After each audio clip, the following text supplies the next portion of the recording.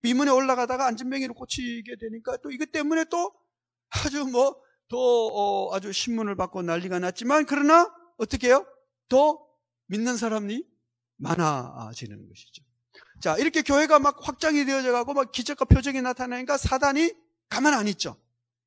그렇게 해서 당연히, 그렇죠? 예, 그렇게 해가지고 공격을 하기 시작합니다. 예. 그래서 4장, 5장, 6장은 사단의 공격.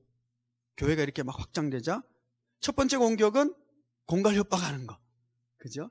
예. 5장에서는 도덕적이고 윤리적으로 이렇게 위선, 거짓 이런 걸로 이제 도덕적인 타락을 일으키도록. 예. 6장에서는 내부 갈등을 일으켜서 원망하고 불평하는 이제 막 패거리 나누는 일, 이런 것들 때문에. 그런데 교회가 이것을 잘 극복을 해요. 공갈 협박에 굴하지 않고 막 복음을 더 기도하고 전했고, 그리고 내부적으로 위선을 딱 정리함으로 하나님을 경외하고 그 순결함을 또 지켜가고, 그리고 내부적인 갈등이 이렇게 조짐이 있었는데 사람을 세워가지고 7 집사님을 세워가지고 아주 성령 충만하고 지가 충만한 사람들 세워가지고 이 문제를 해결해서 교회가 아주 부흥을 하게 돼요. 그죠? 4장, 5장, 6장. 그러고 나니까 이제 더 큰 이제 공격이 나타나는데, 이제 최초의 순교자인 스데반이 순교를 하게 되는 일이 7장에 나타나요. 그래서 사람들이 막 이제 막 흩어져요. 그래서 이제 사마리아에 가서도 막 복음을 전하고, 그러다 보니까 막 그들이 이 복음을 듣고 부흥한다는 얘기를 듣고 이제 사도가 가서 이제 기도를 하니까 이제 사마리아 성에 성령이 임하는, 이게 굉장히 자연스럽게 일어나는 일들인 거죠. 이렇게 확장돼. 그냥 외워지죠. 저는 외우려고 안 해도 그냥 외워지는, 그냥 이렇게 가는 거예요.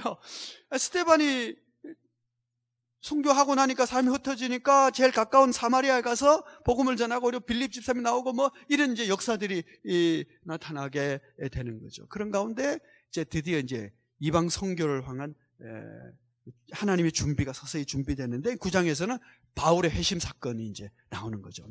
이제 사마리아도 복음을 전해지고 이제 이방으로 막 흩어졌겠죠. 그러니까 이제 이 사울이 막 분기탱천해 가지고 이제 자격을 가지고 가가지고 이제 막 그리스도인을 박해하려고 아주 열심을 가지고 다메섹 가다가 회심하는 사건이 이제 9장. 그리고 이제 10장에는 결정적으로 이제 어떤 일이 생기냐면 로마인인 고넬료가 회개하는 사건이 나타나는 거죠. 근데 이방인 가운데 할례도 받지 않았는데, 그죠? 그리고 참 재밌는 게 세례도 안 받았어요, 아직. 근데 성령이요, 세례를 받아요. 너무 이상한 장면 중에 하나입니다. 세례도 안 받았는데 성령 받아요.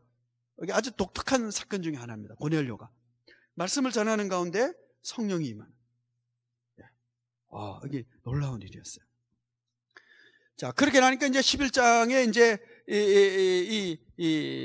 11장에는 이제 어떤 문제가 생기냐면, 이제 안디옥까지 이제 가서 이제 복음이 막 전해지고, 그래서 헬라인들에게도, 이방인도 복음을 전하는 가운데 그들도 막 예수 믿게 되고 이제 뜨거워지자 예루살렘에서 바나바를 파송을 하는, 그래서 안디옥 교회가 준비되어지는 것이 그게 이제 11장이죠. 12장에서는 이제 예루살렘 교회가 이제 종말을 맞이. 사도 야고보가 순교를 당하고, 베드로는 갇혔다가 아주 기적적으로 천사의 인도로 탈출을 해서 예루살렘을 떠나는. 우리 좀 다르게 생각하면요, 베드로가 예수님께서 뭐라 그랬어요? 교회의 반석이라 그랬잖아요, 그죠? 그리고 천국 열쇠를 가졌다 그랬잖아요. 물론 이제 그건 여러 가지 다르게 이제 교회의 어떤 권능과 이런 걸 생각하지만, 그냥 이제 언어적으로 생각하면 베드로가 키를 가지고 있는데 베드로가 떠난 거예요. 예루살렘 교회에서 떠나면 안 되잖아요. 이게 떠나는, 이게 좀 상징적인 사건입니다. 근데 그것 때문에 그렇다고 할 수는 없지만, 베드로가 떠나는 것으로 예루살렘 교회가 사실은 이제 겉으로는 그 중심이지만 영적인 중심은 이제 끝나는. 여러분, 세월이 오래됐다고요, 겉이 화려하다고 해서 영적인 중심지라고 할 수는 없습니다. 예루살렘 교회가 나중에 이제 저 뒤로 가면 이제 보게 되는데, 뭐 수만 명 모입니다. 그래도 영적인 중심지는 아니었던 거죠. 김해교회가 126년, 막 7년 이렇게 돼도 연륜을 가지고 중심이라 할 수는 없습니다. 근데 우리가 복음을 전하고 기도하고 하나님의 성령에 민감하게 반응하고 순종한다면 우리는 여전히 영적인 중심을 가지고 이 땅을, 김해를 새롭게 하고 열방을 새롭게 하는 하나님이 쓰시는 교회가 될 줄 믿습니다. 그러니까 그게 중요해요. 내가 성령에 민감한 사람입니다. 자, 이렇게 예루살렘 교회에는 12장에서 베드로가 떠나고요. 그래도 예수님의 동생 야고보는 여전히 있어서 교회의 기둥같이 쓰이고 이렇게 했지만, 이렇게 이제 문을, 성령의 히스토리에서는 이제 사라져가고 있지만, 안디옥 교회가 이제 13장에서 이제 부상을 하는 거예요. 그러면서 이제 오늘 여러분들과 이제 간단하게만 나누려고 하는 말씀이, 이때부터 시작되는 것이 이제 안디옥 교회가 1차 선교여행, 2차 전도여행, 3차 전도여행. 그러니까 이게 역사가 그래요. 1차 전도여행 갔다 오고, 그 다음 2차 전도여행 갔다 오고, 그러면서 3차 전도여행 갔다가 오면서 로마를 향해 가겠다. 그러면서 쭉 와서 예루살렘으로 올라가요. 그리고 예루살렘에서 사건이 있어서 잡혀가지고 이제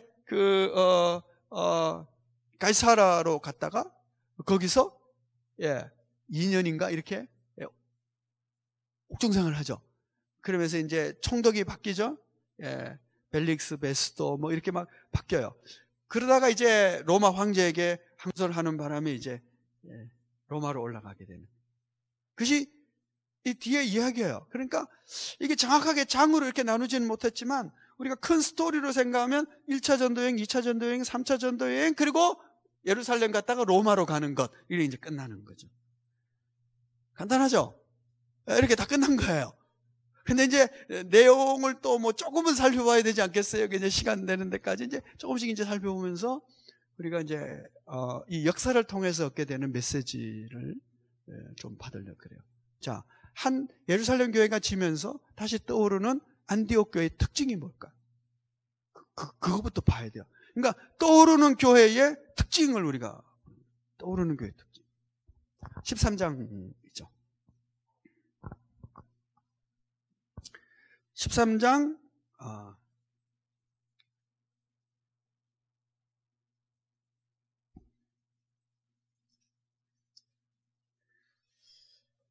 자, 13장 1절에서 3절까지를 보겠습니다. 한번 읽겠습니다. 시작. 안디옥 교회에 선지자들과 교사들이 있으니 곧 바나바와 니게르라 하는 시므온과 구레네 사람 루기오와 분봉왕 헤롯의 젖동생 마나인과 및 사울이라.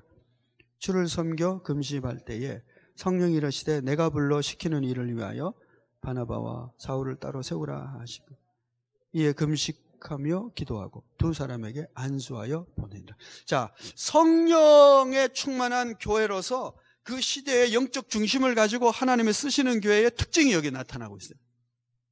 아마 계속해서 하나님이 쓰시는, 지금까지 하나님이 쓰시는 교회는 아마 이런 특징들을 가지고 있을 것이라고 예상이 돼요. 첫째는 뭐냐? 성령이 주인이신 교회다. 2절 말씀을 보시면 주를 섬겨 금식할 때 성령이 이르시되, 누가 명령을 합니까? 성령이. 4절 말씀을 보시면 두 사람이 성령의 보내심을 받아. 누가 보냈어요? 성령이 보내셨어요. 그러니까 교회 주인이 누구냐 하면 성령님이 되셔야 돼요. 그게 하나님이 쓰시는 교회의 특징이다. 성령이 주인이시다. 근데 성령님 말고 주인 노릇하는 사람이 생기면 이게 이제 큰일 나는 거죠. 그렇죠? 성령님이 주인이시다. 두 번째로 깨어 기도하는 교회요. 왜냐하면 성령님이 지시하시는데 그 지시를 들으려면 내가 깨어 있어야 돼요. 내가 자고 있으면 안 되잖아, 그죠? 자는 사람 옆에 앉아가지고 물 먹어라 그러면 자는 사람이 물 먹어요, 안 먹어요? 못 먹죠, 뭐. 자는데 뭐. 그러니까 깨어 있어야 돼요. 깨어 있다는 것은 기도도 깨어 있고, 그 깨어있는 것을 더 깨우기 위해서 금식도 하고, 하나님의 음성을 듣기 위해서 막 몸부림을 치는 거죠, 사실은. 금식하며 기도하며 그 뜻에 더 순종하기 위해서 애쓰는 교회. 그러니까 기도가 살아있는 교회냐? 기도가 살아있는 사람이냐? 기도하는 사람이냐? 기도에 시간을 때우는 걸 얘기하는 것이 아닙니다. 성령의 음성을 듣기 위해서, 하나님의 그 마음을 알기 위해서 깨어있는 교회인가 하는 것. 참 중요한 특징입니다. 세 번째는 사람을 세우는 교회입니다. 사람을 세우는 교회. 자, 13절 보면 안디옥 교회에 누가 있어요? 선지자들도 있고 교사도 있었어요. 근데 여러분, 예루살렘 교회에 선지자, 교사 뭐 이런 얘기 들어보셨어요? 예루살렘 교회는 그냥 사도들이 다 있어요. 근데 사도들이 있었지, 그 다음에 뭐 일곱 집사님들 계시다가 하면 다 흩어지고, 그 다음에 별 없어요. 근데 여기는 짧은 역사를 가진 교회이지만 사람 훈련시키고 가르치고, 그래서 교사가 되고, 그러니까 바나바와 사울은 사실 이 교회의 가장 중심적인 인물들이거든요. 근데 가장 중심적인 인물을 그냥 선교사로 보내버려. 성령이 시키시니까 보냈지만, 보내도 전혀 문제가 없는 교회예요. 왜요? 이런 지도자들이 있었으니까. 해서 양육하고 가르치는 제자들이 있었다라고 하는 것이죠. 그러니까 사람을 훈련하고 세우는 교회였다. 뿐만 아니라 선교 중심적인 교회, 선교 중심적인 교회. 그죠? 2절 하반절 보면, 내가 불러 시키는 일을 위하여 바나바와 사울을 따로 세우라 하시고, 이에 금식하고 기도하고 두 사람에게 안수하여 보내요. 선교라는 단어가 보내다는 라틴어에서 왔습니다. 미시어라고 하는. 보내다 아니고 보내다. 그러니까 보내는 교회였어요. 누구를 보내요? 가장 힘 있는 사람, 가장 능력 있는 사람을 보내는 거예요. 며칠 전에 우리 글을 읽는데, 그 다음 세대를 준비하는 교회 뭐 이런 거 이제 글을 쓰면서 하는 얘기가, 다음 세대가 우리가 중요하다 그렇다. 정말 그렇다면 교회의 가장 중요한 베테랑들을 교회학교 보내야 된다, 이렇게 얘기하더라고요. 그거 맞는 얘기네 하고 제가 생각을 했어요. 네. 그렇죠? 다음 세대가 중요하다면 교회 가장 힘있고 능력 있고 영빨 있고 하는 사람은 어디 보내야 돼요? 교회학교 보내야 돼요. 교사로. 야, 그거 맞네. 네. 그런 생각을 했어요. 자, 이 교회는 어떻게 보내는 교회였어요. 이렇게 성령님에게 민감하고 기도하고 그 음성에 순종하고 하는 교회, 이게 안디옥 교회였다. 자, 이게 이제 참 중요한 겁니다. 자, 이제 여러분들에게 이게 지도 이런 게 있는 거 나눠졌어요. 그렇죠? 지도가 영어로 돼서 대단히 죄송합니다. 그래서 여러분 성경책 보면 뒤에 한국어로 되어 있는 지도 다 있죠? 예, 그거 펴시고 대충 비교해 보면서 보셔도 됩니다. 자, 1차 전도 여행은 어떻게 시작하느냐 하면, 우측에 있는 안디옥이라고 하는 곳을 찾으셨습니까? 예, 이제 한글로 된 지도 찾으시면 됩니다. 뒤에 보시면은, 예, 안디옥에서 출발해서, 그죠? 출발해가지고, 예, 그 옆에 있는 조그마한 제법 큰 섬으로 이렇게 갑니다. 섬, 그죠? 예, 섬으로 출발했는데, 이게 이제 구브로라고 하는, 사이프러스인데 이제 구브로라고 성경에 쓰여져 있습니다. 구브로 섬으로 가서 거기에 제일 서쪽에 있는 바보라고 하는 곳에서, 그 이제 총독 서기오가 아주 관심이 있어가지고 바울과 바나바 얘기를 자꾸 들려 하니까, 그게 유대인 마술사 거짓 선지자가 있어가지고 방해를 하다가 맹인이 돼버립니다. 바울이 그냥 저주를 내서 맹인 되는 이런 일들이 있습니다. 그리고 나서 이제 거기서 북쪽으로 올라가서 버가라고 하는 곳으로 이제 가게 되는데, 거기서 마가 요한이 예루살렘으로 그냥 돌아가 버립니다. 왜 그랬을까요? 힘들어서. 마가 요한은 아주 부잣집 귀공자입니다. 예루살렘에 뭐가 있었죠? 다락방이 누구의 다락방? 마가의 다락방 이렇게 얘기를 합니다. 그렇죠? 마가복음을 쓴 사람입니다. 아주 훌륭하지만 그가 이렇게 이제 고난을 이기지 못해서 떠나가는. 어릴 때는 그럴 수 있죠. 크면서 점차 바뀌어서 아주 훌륭한 사역자가 되고 성경 저술가가 됩니다만은 버가모에서 위로 쭉 올라가면 거기가 비시디 안디옥이라고 하는 것입니다. 거기서 아주 바울이 설교를 엄청 긴 설교를 하죠. 긴 설교를 하고, 근데 그 설교 가운데 하나님이 이방인들도 얼마든지 부르시고 이런 얘기를 하기 때문에 이방인들이 너무 좋아하는데 유대인들은 싫어해서 그래서 쫓겨나게 됩니다. 그 13장 48절 한번 보겠습니다.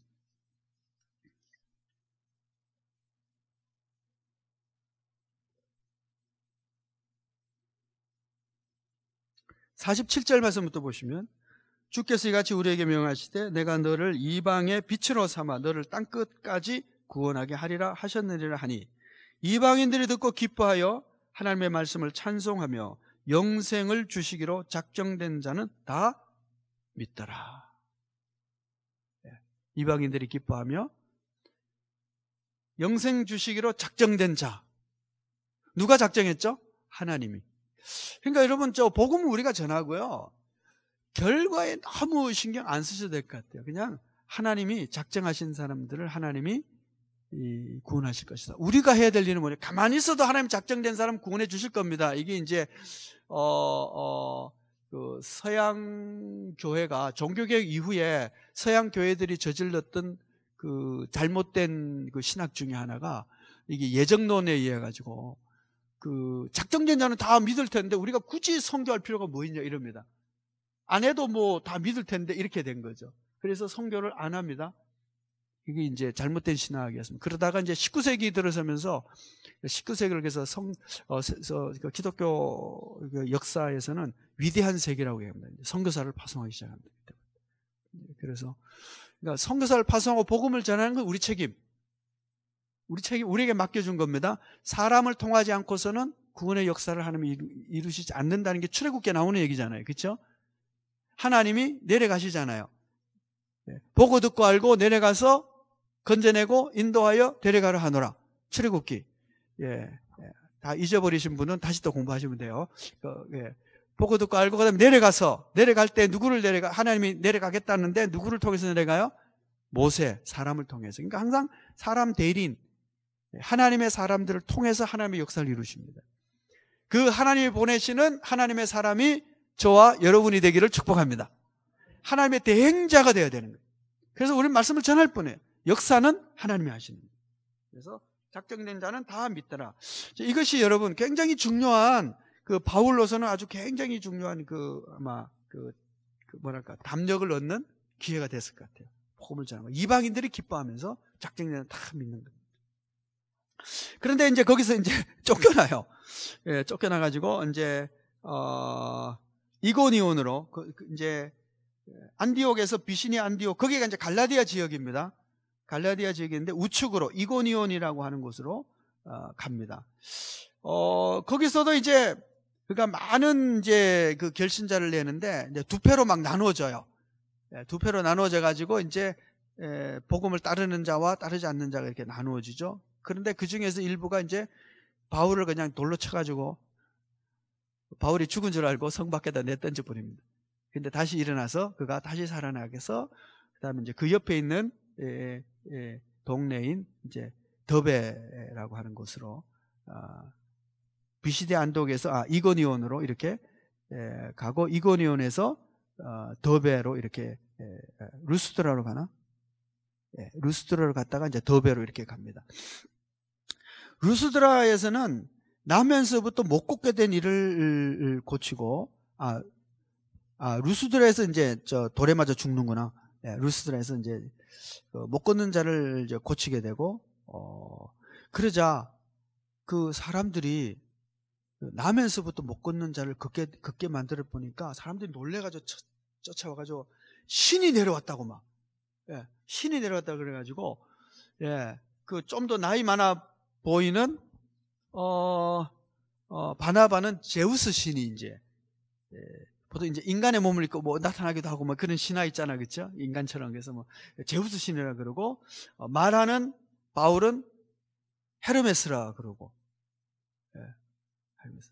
이래가지고 이제 막 제사장이 와서 제사 지내려고 막 하는 이런 에피소드가, 그래서 이제 이들이 막 옷을 찢고 이런 걸 그만두게 하려고 하나님께서 오셨다. 인간이 되시고 오시고 우리에게 구원의 복음을 전하고 뭐 이런 이제 얘기를, 그래서 이제 복음을 전하게 되죠. 그래서 이렇게 거기서 이제 두 표로 나누어져서 이제 한쪽은 믿고 한쪽은 이제 더 극렬한 반대에 의해서 맞아 돌에 맞아가지고 죽게 된 거죠. 죽은 줄 알고 이제 던졌는데 다시 살아서 돌아와서 그가 다시 옆으로 이제 더베라고 하는 곳으로 가면서 많은 제자들을 삼고, 거기서 다시 이제 왔던 길을 돌아서 쭉 다시 이고니온으로 안디옥으로 이렇게 쭉 돌아서 다시 이제 안디옥으로 귀환하는 것이 1차 전도여행입니다. 자, 1차 전도여행에서 우리가 눈여겨볼 것이 하나님이 쓰시는 안디옥 교회가 어떤 교회냐는 그 특징이에요. 그 특징이 참 중요하고요. 이런 고난에도 불구하고 이방인들이 예수 믿는 것을 작정된 자는 다 믿고 제자들을 삼고 굉장히 기뻐하면서 이방인의 복음 전도에 대한 어떤 그런 확신과 하나님의 함께 하심에 대한 확신을 가지고 이제 돌아오게 되는 것이 굉장히 중요한 일이 되겠습니다. 자, 이렇게 들어오니까 이방인들이 이제 이방인 지역에서 쭉 돌아와서 많은 이제 교회들이 세워지고 막 하니까 문제가 발생이 돼 버린 거예요. 어떤 문제가 발생됐느냐 하면 예수 믿는 것만으로 구원받을 수 있는 것이 아니라 할례도 받아야 되고 율법도 지켜야 된다, 이렇게.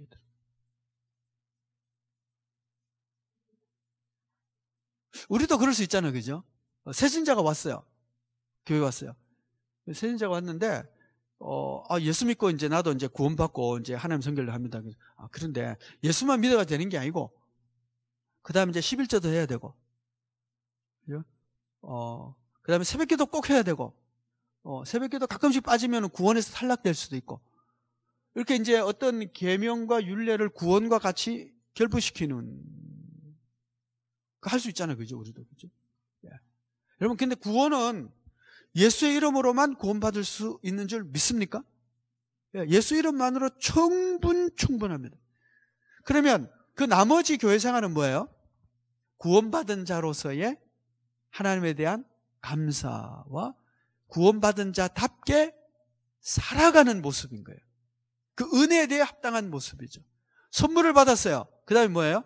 감사해야죠. 선물 받은 사람이 감사해야 되는 것처럼 우리가 은혜를 입고 하나님의 자녀가 되고, 그리고 나서 하나님의 자녀된 모습으로 하나님이 원하시는 삶을 살기 위해서 힘쓰시는 거예요. 왜냐하면 하나님이 원하시는 대로 살아갈 때 하나님 유익이 아니라 내 유익이라. 하나님이 계명을 주신 것은 누구를 위한 거냐면 우리를 위한 거거든요. 근데 나는 계명을 지켜주는 걸로 생각을 해요. 그래가지고 뭐 하나님이 기쁨이 되고 뭐 하나님을 아주 영화롭게 하고 하나님께 무슨 대단한 뭔가를 하는 것처럼 생각하는데, 사실은 그 계명을 지키는 것은 나를 복되게 하는 길이에요. 우리를 위해서 주신 말씀이거든요. 하나님은 우리가 하나님의 계명을 잘 지켜서 하나님의 은총과 복을 더 풍성히 누리기를 원하셔요. 이해가 되십니까? 되게 설명을 했죠. 그러니까 우리 잘 합시다. 제발 복 받고 삽시다, 우리. 제발 복을 받고 살아야 돼요. 그래서 세상 사람들이 다 우리를 보고 부러워해야 돼요. 어떻게 난 너처럼 그렇게 좀 나도 좀 살면 좋겠다, 이렇게 돼야 돼요. 그때 우리가 얘기해야죠. 예수 믿는 그 말씀대로 살면 된다, 이렇게 얘기가 돼야 되는 거예요. 근데 니는 어떻게 예수 믿고 뭐 말씀대로 산다면서 이렇게 지질이 복도 없냐, 이러면 당연히 곤란해져요. 그렇죠? 가끔 어쩌다 그럴 사람이 있어요. 바울 같은 뭐 그럴 수도 있지만 이렇게 핍박받고 순교할 사람도 가끔 있지만, 그러나 그걸 통해서 하나님의 영광을 받으시지만 보통 평범한 일상은 우리가 말씀을 잘 지킴으로 말미암아 복된 삶을 살아가야 하는 거예요. 세상 사람이 예수 믿는 사람을 예수 믿고 복 받은 것 때문에 부러워할 수 있어야 돼요. 오케이? 그래 합시다. 그러면 복 받아보자고요. 하나님의 복, 진짜 복. 세상이 말하는 복 말고 진짜 하나님이 복 있다 할 수 있는 그런 우리가 복을 받아야 돼요. 그리고 자녀들에게 그 복을 유산으로 물려주시기 바랍니다. 돈은 안 물려주셔도 돼요. 그러나 내 어머니, 내 아버지의 신앙과 기도가 오늘 나를 이렇게 복되게 만들었다. 이 말은 들어야 돼요. 맞잖아요. 안 해요? 그래서 자녀들에게 자신 있게 얘기해 줘야 돼. 너는 아주 복 있는 삶을 살 거야. 왜요? 내가 하면 너를 위해서 얼마나 기도하는 줄 아냐? 그리고 내가 너를 위해서 하나님 앞에 얼마나 내가 충성스럽게 사는 줄 아냐? 하나님께 충성하면 그 복을 1000배까지 준다고 하나님이 약속했기 때문에 틀림없이 너는 복 받을 거야. 이렇게 얘기할 수 있어야 됩니다. 말씀대로 하는 거예요. 저는 그렇게 믿는데 여러분 안 믿으세요? 저는 믿어요. 자, 그래서 이제 14장, 이제 이 1차 전도 여행이 끝나고 나서는 15장에서 예루살렘 교회가 이 문제를 가지고 이제 총회를 엽니다. 이것을 이제 제1차 세계교회 협의회, 세계교회 총회? 이렇게, 제1차 총회. 그래가지고, 베드로가 변증을 하고 사도 바울이 있었던 얘기를 하고 또 야고보가 이제 얘기를 하면서 결론을 내려요. 여기서는 예수님의 동생 야고보예요. 제자 야고보는 순교를 했습니다. 순교를 하고 거기서 이제 예수 믿는 것은 충분하고 몇 가지 요긴한 몇 가지. 그래서 제사 드렸던 음식이나 피채 먹는 거나 이런 것들은 또 음란한 것이나 이런 것들은 금지하고 예수를 믿는 것만으로 충분하다. 다른 짐은 율법의 짐은 지우지 말자. 이렇게 해서 결정을 내리는 거예요. 자, 그러면 왜 이런 것들은 금지했을까요? 피채 먹으면 안 되고 혹시 오늘도 점심 때 순댓국 드신 분 혹시 안 계세요? 순댓국 이런 거 먹으면은 피채 먹으면 안 되고 그죠? 개고기도 먹으면 안 되고 그죠? 혹시 점심 때 새우, 랍스타 이런 거 짱어 이런 거 드신 분 계세요? 이것도 먹으면 안 되는. 율법에 의하면 그렇고 여기서는 지금 이제 어떤 음행과 또 목매어 죽인 것과 피채 먹는 거 이런 거는 이제 금지를 했어요. 왜 그럴까요? 그는 이제 이방인 교회와 유대인들은 예수 믿지만 여전히 또 율법을 지키면서 그 종교적인 습관을 따라 살아가고 있기 때문에 서로 교제하려면 이방인과 서로 교제하려면 이런 사람들과는 이방인과 유대인이 교제하기 좀 힘들어요. 그래서 교제를 하기 위해서 가 아닐까 이렇게 이제 해석을 합니다. 자, 그렇게 이제 1차 전쟁이 끝나고요. 큰일 났네. 10분밖에 안 남았는데. 그래도 10분 만에 끝냅시다. 설마, 그죠? 설마 10분 만에 끝내. 자, 2차 전도 여행은 사도행전 15장부터 18장 이제 중반 정도까지, 18장 22절까지 있습니다. 2차 전도 여행을 떠나는데, 이게 중요한 사건이 뭐냐면, 바울과 바나바가 헤어지죠. 마가 요한 때문에. 그쵸? 요한은 중간에 떠났는데 같이 못 간다. 그러고 사도 이제 바울은 절대 이런 인간하고 못 간다. 그러고 이제 바나바는 그래도 같이 가자. 자기 조카니까 이제 또 사랑으로 품고. 여러분 어떤 사람이 더 멋진 사람이에요? 두 번째 사람이에요. 사울이에요. 바나바예요. 여러분 어떤 사람 되기를 원해요? 사울 같은 사람 되기를 원해요? 바나바 같은 사람 되기를 원해요? 바나바 같은 사람 되시기를 바랍니다. 바나바는 실수한 사람도 다시 일으키고 다시 세우고 그래서 훌륭한 복음 저술가가 되게 만들었잖아요. 마가복음을. 그렇죠? 근데 이제 사도 바울도 맞기는 맞아요. 중간에 도망간 너 때문에 우리가 얼마나 낙심하고 실망한, 한 사람의 그죠? 얼마나 많이 실망한 줄 알아요. 내 같은 인간하고는 우리가 못 간다. 우리가 아주 효율적으로 이거는 안 돼. 내 같은 인간은 가면은 또 중간에 떠나가면 우리가 복음 전도가 아주 타격이 커. 말은 맞는 얘기예요. 그렇죠? 예. 그래서 아무거나 선택하세요, 여러분. 뭐 효율적인 사람을 하든지, 사람을 좀 천천히 가도 사람을 양육하는 쪽을 하든지. 근데 예수님을 생각해 보면 실패하고 나약하고 넘어진 사람을 계속 찾아가서 다시 일으키고 다시 일으키지 않았는가 생각을 해요. 자, 그렇게 해서 바나바는 다시 이제 저리 이제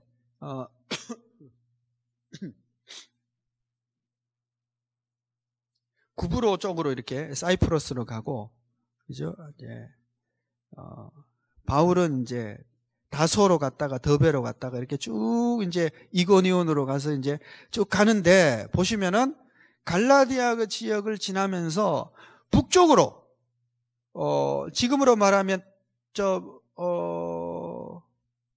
어디죠? 콘스탄티노플, 이스탄불로 가려고 한 거예요. 북쪽으로 가고 싶은데 성령이 자꾸 서쪽으로 밀어가지고 그건 드로아라고 하는 저 바다 끝으로 가게 됩니다. 지도를 잘 따라오고 계시나요? 예, 그렇게 해서 거기서 환상을 보게 되죠.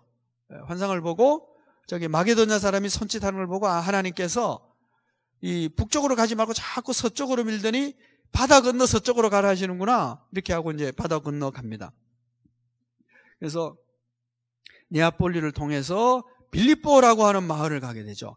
빌립보는 그 유럽의 요 마게도냐에 있는 로마의 식민지입니다. 로마식으로 살고 있는 곳인데, 여기서 그가 기도하는 곳을 찾아갔다가 자주상사 루디아를 만나고, 그리고는 귀신 들린 여종 애가 자꾸 와서 뭐 그냥 귀찮게 하기 때문에 귀신 쫓아냈다가 그냥 잡혀가지고 감옥에 갇히고, 매를 맞고 감옥에 갇히게 됩니다.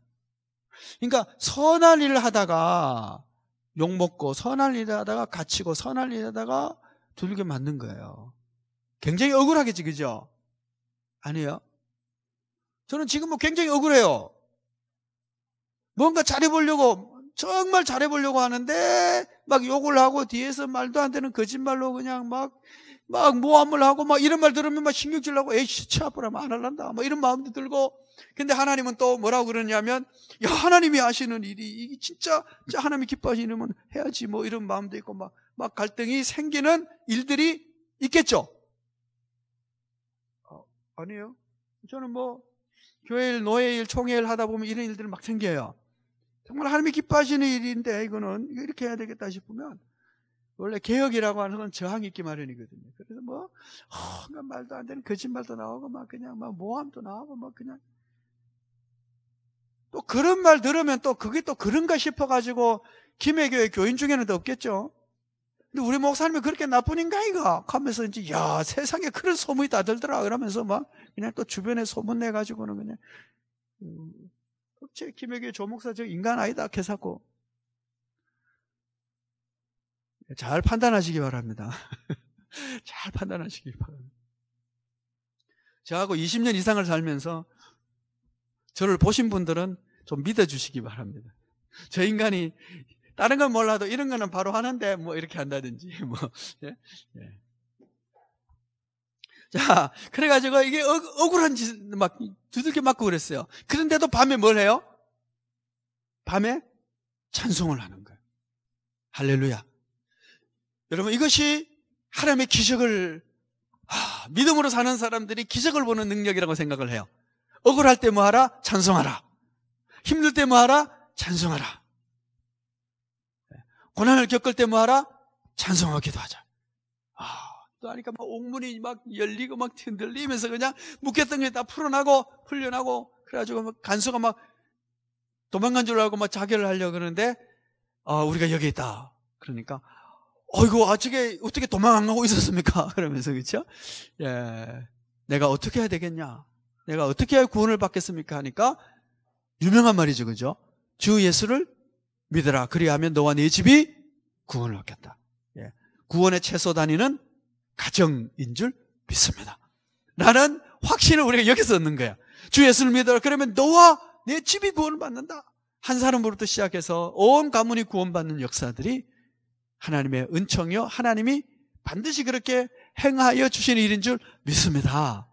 그러니까 혹시 짝믿음 계신 분, 남편이 안 믿는다든지 아내가 안 믿는다든지 애들이 말씀 부린다든지 하시는 분은 기도 열심히 하시고 소망을 가지시기 바랍니다. 승리는 내 것일세. 요한계시록. 승리는 누구의 것이냐? 우리 것입니다. 할렐루야. 우리 것입니다. 그래서 그때가 반드시 오실 줄 믿고 올 줄 믿고 우리가 기도하고 또 기도하고 그래야 될 줄 믿습니다. 하나님의 약속입니다.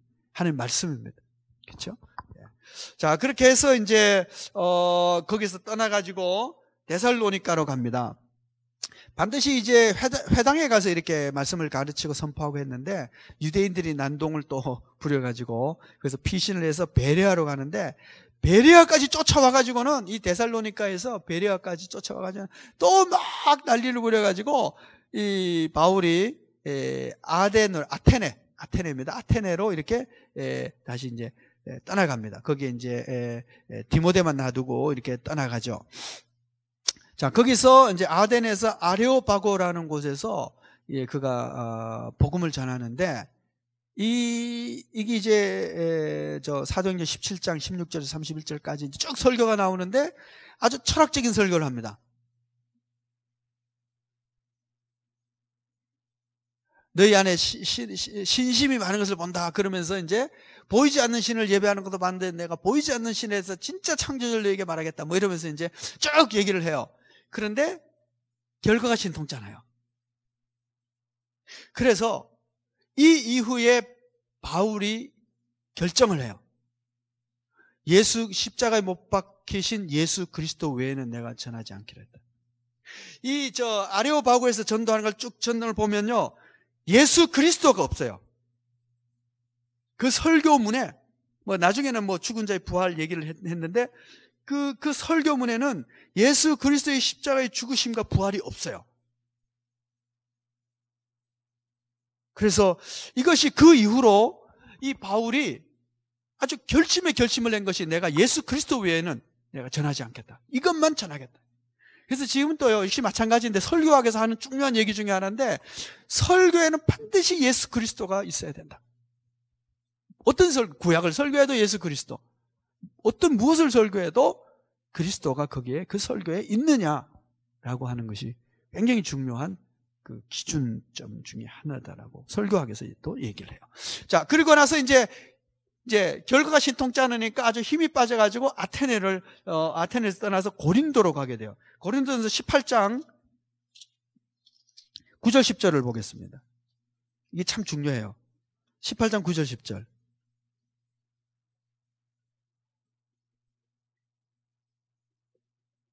찾으셨어요? 제가 읽겠습니다. 18장 9절 10절 제가 읽을게요. 밤에 주께서 환상 가운데 바울에게 말씀하시되 두려워하지 말고 침묵하지 말고 말하라. 왜 침묵하지 말라 그랬을까요? 아테네에서 그렇게 멋진 설교를 했는데 결과가 신통치 않기 때문에 지금 낙심천만에 있는 바울에게 두려워하지 마라, 침묵하지 말고 말해라. 내가 너와 함께 있으며 어떤 사람들을 대적하여 해롭게 할 자가 없을 것이니 이는 이 성 중에 내 백성이 많음이라 하시더라. 그래서 거기에 1년 6개월을 머물며 그들 가운데서 하나님의 말씀을 가르치니라. 낙심한 바울을 다시 이렇게 아주 격려해가지고 고린도에서 아주 사역을 잘 할 수 있게 합니다. 그리고 나서 이제 거기서 떠나서 이 바울이 다시 에베소를 잠깐 거쳐서 다시 예루살렘으로 와서 이제 안디옥으로 돌아가는 것이 2차 전도 여행의 끝입니다. 자, 이렇게 2차 전도 여행을 끝나고 나서 이제 22장이 끝나는데 23장에서 이 바울이 다시 이제 3차 전도 여행을 떠나게 됩니다. 그러면서 갈라디아 지역, 부르기아 지역을 이제 제자를 다니면서 쭉 믿음을 굳게 하고 1차 전도 여행, 2차 전도 여행 떠났던 그 지역이죠. 거기서 다시 가면서 그 다음에 에베소라고 하는 것에 아주 오랫동안 한 2년 동안 머물게 됩니다. 여러분 여기서 잘 아는 그 사건들이 여기서 많이 있어요. 에베소에 갔는데 믿는 사람들이 있는데 요한의 세례만 알고 있는 거예요. 그래서 예수 이름으로 세례를 주고 그들에게 안수할 때 성령이 임하는 역사가 여기 나타나게 돼요. 그러면서 거기서 말씀을 회당에서 가르치다가 쫓겨나서 두란노 서원이라고 하는 곳을 가서 그것에서 아주 그 2년 가까이 거기서 말씀을 가르치면서, 그래서 말씀을 가르치는 동안 이제 그 에베소의 옆에 있는 이제 소아시아의 7교회들이 다 그 근처에 있습니다. 이 교회에 많은 제자들이 생기면서 교회들이 뭐 빌립보 교회라든지 뭐 이런 버가모 교회라든지 이런 교회들이 그때 여기서 제자들이 이렇게 흩어지면서 여기서 와서 공부하고 가고 이렇게 하면서 교회가 세워졌다고 생각이 되어집니다.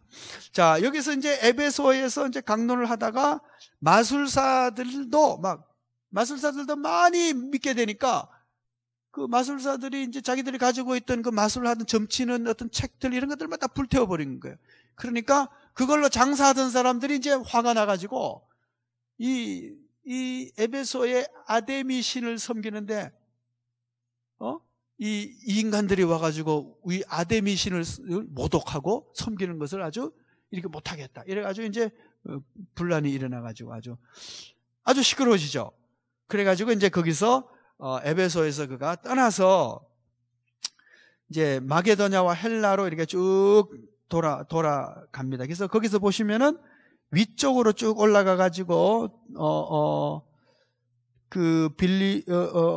거기서 이제 데살로니카로 가서 이제 밑으로 고린도 쭉 갔다가 다시 이제 돌아서 이제 예루살렘으로 쭉 올라가는 겁니다. 그런데 이제 에베소에서 떠날 때 이미 그가 로마를 가야 될 생각을 하고 이제 떠나게 되는 것이죠. 그렇게 해서 이제 마게도냐를 거쳐서 다시 이제 돌아오는데 거기에 이제 드로아라고 하는 곳에서 이제 유두고 사건이라고 창틀에서 앉아 있다가 졸다가 떨어져서 죽은 아이.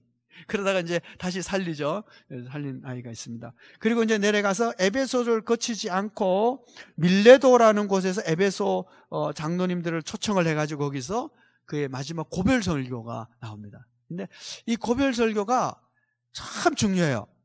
그래서 한번 나중에 가서 한번 읽어보시고, 지금 이제 좀 시간이 지나가지고 그냥 넘어갈게요. 그 설교에서 그가 에베소에 있을 때 어떻게 헌신했고, 어떻게 가르쳤고 하는 그런 힘을 다해서 가르치고, 그리고 이제 그들을 섬기고 눈물로 가르치고 한 이런 쭉 얘기들이 나와요. 그래서 그걸 보면서 우리 목회자들이 또는 구역장들이 어떻게 구역을 섬겨야 되는지에 관한 본을 여기서 볼 수가 있습니다. 그래서 참 중요한 거예요.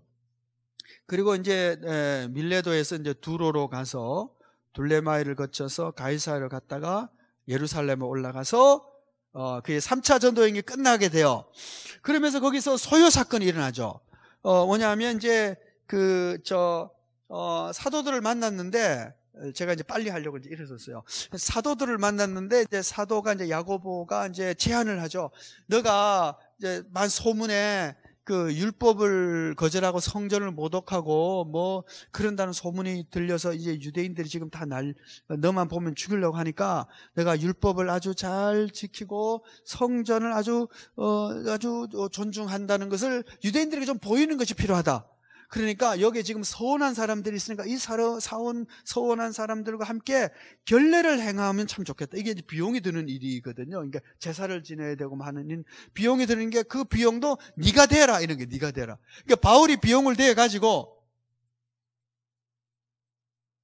그리고는 이제 서원한 사람들의 결례 이제 율법에 따라서 이제 결례를 행하는 것을 옆에서 잘 도와주고 같이 결례를 행하는 걸 보면 유대인들이 볼 때 율법을 지키네. 소원을 하고 결례를 지키는 소원을 율법을 지키는구나, 이거 보여달라는 거였어요. 예. 근데 당시에 유대인들이 몇 명이다? 율법에 열심히 있는 사람이 수만 명이었는데 그 사도 바울의 결례를 행하는 비용조차도 대주지 못하고 누가 해요? 네가 돼서 그 스스로 증명하라고 하는 참 좀스러운 예루살렘 교회라고 해야 되나요? 근데 이제 이게 비틀어져요. 그죠? 예, 비틀어져 가지고 이방인과 함께 있던 것을 본 사람들이 성전에도 같이 데리고 들어온 줄 알고 성전 모독죄로 막 그냥 성 밖으로 데려가서 치려고 그러죠. 성 밖으로 데려간 이유는 뭘까요? 성 안에서 살인하면 안 되니까 성 밖에 가서 쳐 죽이려고. 그래서 소동이 일어난 걸 보고 이제 천부장이 와가지고 이제 끌고 들어가서 그것이 유대의 어떤 율법에 대한 것인 줄 알고 이제 그 다음 날 이제 신문을 하려고 이렇게 하는데, 그들 중에 헬라파 아니고 바리새파도 있고 또 사두개파도 있는 것을 보고 이제 히브리 말로 하면서 그들에게 이제 지들끼리 싸우도록 이렇게 만들어가지고 다시 이제 감옥에 갇히게 되고, 바울을 죽이려고 하는 자객이 있다는 얘기를 듣고 이제 밤중에 그냥 군대를 대동해가지고 저기 가이사라로 내려가게 되죠. 그리고 그곳에서 한 2년 동안 있으면서 총독이 2번이 바뀌죠. 베스도, 벨릭스, 베스도, 그리고 이제 아그리파 왕까지 이렇게 하면서. 그런데요, 그 총독 2사람이 계속 이게 죄가 없는 줄 알면서도 붙잡아둔 이유가 뭐냐 하면 성경에 나와요. 유대인들의 마음을 얻고자 하여. 유대인의 마음을 얻고자 하여. 죄가 없는데 붙잡고 있는 거예요. 그래서 여러분, 우리가 사람의 마음을 얻고자 하는 것이 아니라 우리는 누구의 마음을 얻어야 돼요? 하나님의 마음을 얻는 자가 되어야 돼요. 하나님이 먼저, 하나님의 마음을 아는 자예요. 근데 하나님을 섬기지 않는 자는 사람의 마음을 자꾸 얻고자 해요. 그래서 여러분 용기를 가집시다. 하나님의 마음을 얻는 자가 되어야 돼요. 사람이요. 그래서 그가 거기서 아그리파 왕에게도 설교를 하고 막 그렇게 하죠. 그리고 나서 이제 황제에게 항소를 했기 때문에 이제 가게 됩니다. 자, 근데 거기서 이제 광풍을 만나, 그죠?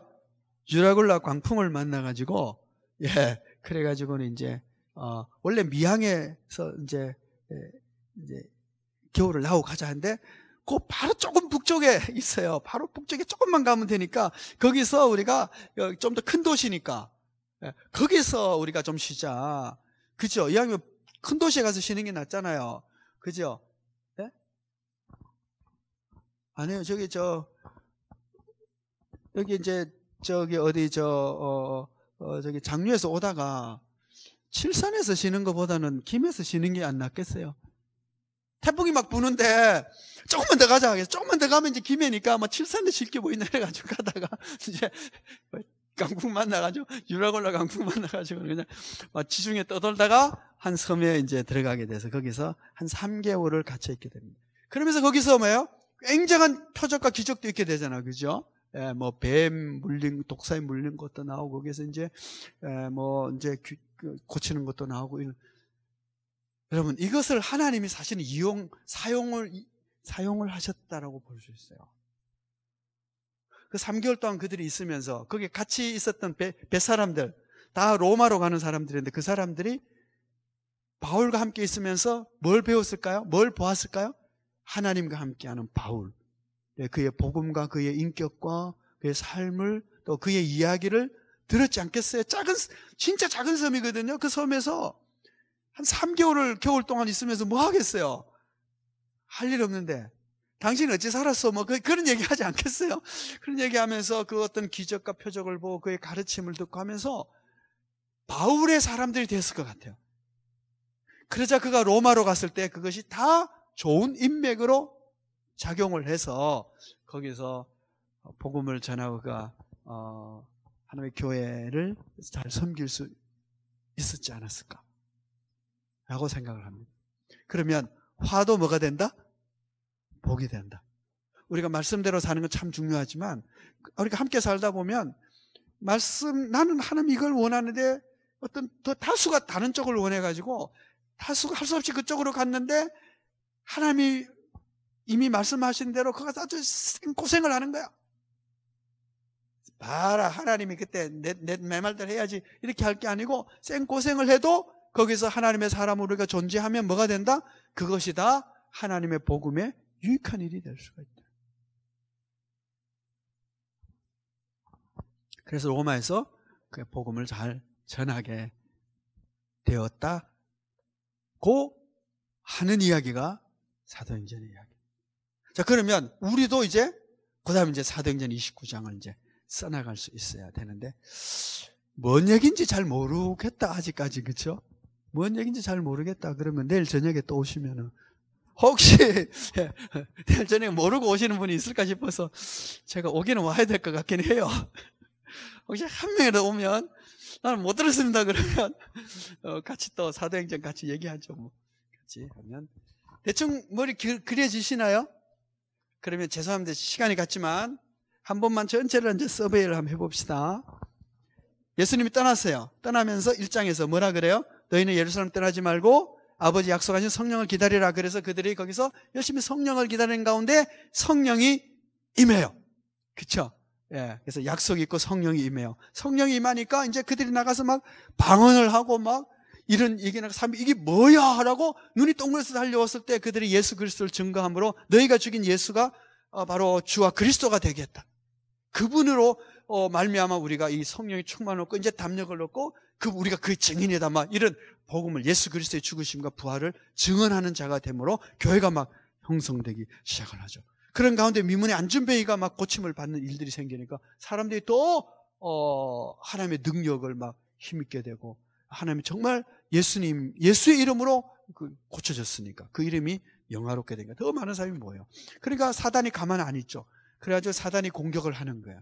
예, 그것이 이제 4장, 5장, 6장 이렇게 사단이 공격을 했어요. 자, 그러나 그 교회가 그것을 잘 방어를 해서 교회가 더 부흥하는 가운데 사단은 더 크게 그냥 힘을 가지고 스데반을 죽이는 첫 번째 순교하는 일들이 생겨지게 되죠. 그러자 순교를 통해서 교회는 더 확장돼 버려요. 사마리아로 확장이 돼 버려가지고, 그렇죠?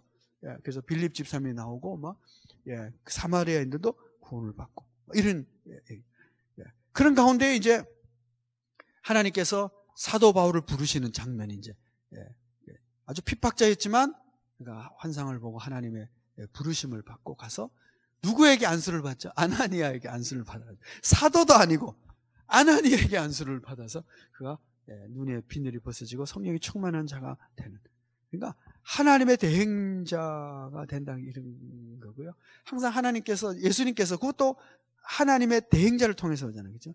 아니, 딱 환상으로 나타났으면 그냥 거기서 하나님의 성령 충만 팍 주시면 되는데 그렇게 안 하잖아요. 그죠? 사람을 통해서. 이렇게. 사람을 통해서.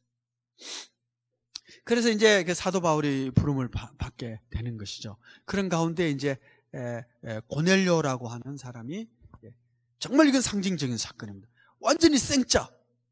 그러나 하나님을 경외하는 자라고 하지만 유대인하고 아무 관계없고 율법도 지키지 않는 사람이지만 하나님이 그의 경건을 보시고 구제를 보시고 그를 불러서 고넬료가 성령의 충만함을 성령 받게 되는 사건을 통해서 하나님이 이방인도 이렇게 성령을 주시는구나. 성령 주셨는데 뭐 세례 안 줄 이유가 어디 있냐. 그래서 이제 세례를 주는 일이 생겨지게 되는 거죠. 또 그러면서 이제 이미 이제 사도 바울 부르시죠. 그 다음에 안디옥 교회를 준비시키죠. 그래서 바나바를 보여서 안디옥 교회를 준비시키고 또 사울을 붙여서 같이 성경 공부하고 이렇게. 사실은 그 사이에요. 이게 지금 순차적으로 간다고 해서 시간이 순차적으로 가는 건 아닙니다. 그 사이 긴 시간에 있어서 바울은 그렇게 회개하고 복음을 전하고 뭐 이렇게 하고 그다음에 이제 저기 아라비아에 가서 아라비아에서 하나님을 깊이 만나는 시간을 가지고 다시 돌아오고 뭐 이런 긴 시간들이 있습니다. 근데 이게 시간적인 순차는 아니에요. 그렇게 이제 안디옥 교회가 세워지고 그리고 이제 그 교회를 핍박하는 그 헤롯에 의해서 야고보가 순교당하고. 야고보 순교당할 때 그러면 여기 순차로 된 게 아니고 전설에 의하면 저기 스페인까지 갔다가 다시 돌아와서 순교당하고 시체만 이렇게 따가지고 다시 스페인 갔다 뭐 이렇게 이제 전설 따라 삼천리 이렇게 되는 거예요. 그렇게 이제 야고보가 죽고 베드로는 떠나고 갇혔다가 기적으로 떠나고 헤롯은 충을 먹어서 죽고 이렇게 해서 이제 전반전이 끝나고 후반전은 안디옥 교회가 기도하는 가운데 성령의 보내심을 받아 성령의 지시하심에 따라서 선교사를 파송하는 그것도 가장 중요한 멤버를 파송하는. 그래서 1차 선교 여행이 가서 꼭 간단한 지역, 갈라디아 지역과 요 지역만 이렇게 갔다가 오는 것이 1차 전도 여행이죠. 2차 전도 여행은 거기서 좀 더 북쪽으로 올라가려고 하다가 길을 자꾸 막혀서 서쪽으로 가서 바다 건너 빌립보로 가고 마게도냐, 그리고 베레아, 아덴, 고린도까지 갔다가 이렇게 다시 돌아오는. 그래서 이제 예루살렘으로 와서 한동안. 이게 2차 전도 여행. 3차 전도 여행은 물론 이제 그 사이에 예루살렘 총회 일이 있습니다. 이방인은 율법의 짐을 지우지 말고 뭐만 하자? 예수 믿는 것으로 충분히 구원받는다라고 하는 교회론이 구원론이 확정이 되는 것이죠. 그리고 나서 이제 3차 전도 여행을 이제 떠나서 갈라디아 지역과 이게 이제 이고니온 지역을 쭉 지나가서 에베소에 가가지고는 이제 2년 동안 그냥 오랫동안 머물면서 가르치고, 두란노 서원에서 가르치고, 그 지역 교회들을 돌보고 제자를 많이 만들게 됩니다. 그리고 나서 하나님이 떠나게 하시는 그 사인에 따라서 로마를 가야 되겠다. 근데 로마로 그냥 안 가고 그 앞을 쭉 둘렀다가 예루살렘에 들렀다가 갔다가 가겠다. 그래서 3차 전도 여행이 쭉 실어서 예루살렘 갔다가 잡혀가지고 그냥 두 발로 가는 게 아니고 묶인 몸이 돼가지고 로마로 가는. 참 평탄하게 가면 참 좋을 텐데, 그죠? 되게 죽어라 고생하면서 가는 것 같아요. 근데 사실은 그렇게 죽어라 고생하며 가는 것이 하나님을 더 증언하는 길이 되었기 때문에 오늘 우리가 복음을 전하는 일에 있어서 우리의 형편과 처지가 어떻든 하나님은 우리의 모든 형편과 처지를 통해서 내가 깨어있고 기도하는 사람이면 하나님께서 그 모든 것을 사용하셔서 어떻게 하신다? 복음의 증인이 되게 하시고 하나님의 나라를 세우는 그런 일꾼이 되게 하여 주시는 줄 믿습니다. 그러면 사도행전 얘기 다 되겠죠? 대충 들어오셨나요? 네, 그러면 집에 가서 한번 확인을 이렇게 되는지 안 되는지 한번 확인해 보시기 바랍니다. 여기까지 잘 따라오셔서 감사합니다. 그냥 이렇게 마치면 안 되니까 암송 해야 됩니까? 예, 시간